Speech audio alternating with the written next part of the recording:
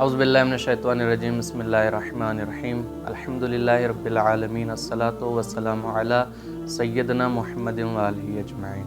मोमिनीन व सामीन अस्सलामु अलैकुम। जैसा कि आप सब के इल्म में है कि आज 28 रजबुल मुरज्जब है। 28 रजबुल मुरज्जब को क्या हुआ था? इमाम हुसैन अलैहिस्सलातु वस्सलाम ने मदीना को छोड़कर मक्का की तरफ रवाना हुए थे और मक्का से फिर रवाना हुए थे करबला की जानिब। आखिर इमाम हुसैन अलैहिस्सलातु वस्सलाम ने मदीने और मक्के को क्यों छोड़ा? सवाल उठता है।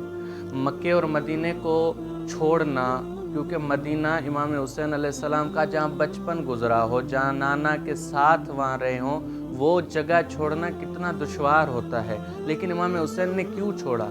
जवाब ये आता है कि इमाम हुसैन अलैहिस्सलातु वस्सलाम सन 60 हिजरी में जब यजीद अपनी हुकूमत में आया तो उसने चाहा कि इमाम हुसैन मेरी बैयत करे, और इमाम हुसैन अलैहिस्सलाम को पता था अगर मैं इसकी बैयत नहीं करूँगा तो कत्ल कर दिया जाऊँगा। और इमाम हुसैन अलैहिस्सलातु वस्सलाम अगर मदीने में ही रह जाते और कत्ल हो जाते तो इमाम हुसैन अलैहिस्सलाम का असलन जो कातिल है वो छुप जाता। कैसे? जैसे मदीने में आप पीछे चले जाएं, जनाब ज़हरा सलामुल्लाह अलैहा कत्ल कर दी गई, लेकिन उनका कातिल छुप गया। उसके बाद इमाम मौला अमीर अलैहिस्सलातु वस्सलाम को एक शहर में जहाँ वो रह रहे थे, कूफा, अगर वहाँ ज़िंदगी गुजार रहे थे, वहाँ उनको कत्ल कर दिया गया और उनका हकीकी जो कातिल है वो छुप गया।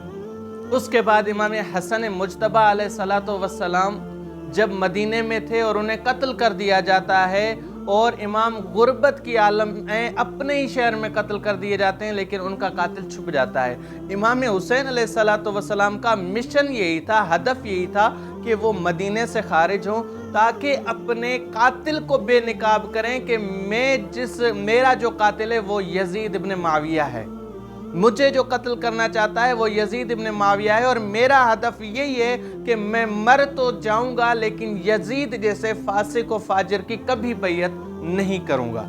और इमाम हुसैन अलैहिस्सलाम अगर बिल फर्ज अगर इमाम हुसैन अलैहिस्सलातु वस्सलाम मदीने में कत्ल कर दिए जाते, मक्के में कत्ल कर दिए जाते, तो यजीद ये कहकर बात को टाल देता कि भाई वहाँ बहुत से अफराद थे, इश्तबाह इमाम हुसैन कत्ल कर दिए गए, मेरा कोई कसूर नहीं है। लेकिन इमाम हुसैन अलैहिस्सलातु वस्सलाम इन दोनों शहरों जो बुजुर्ग तरीन शहर शुमार होते हैं, इनको छोड़कर चले हैं एक जंगल में, और जंगल में जाकर यजीद इब्न मुआविया को बेनकाब किया है कि तू जालिम है, तू फासिक है, और तुझ जैसे कि मुझ जैसा हुसैन कभी बैयत नहीं कर सकता।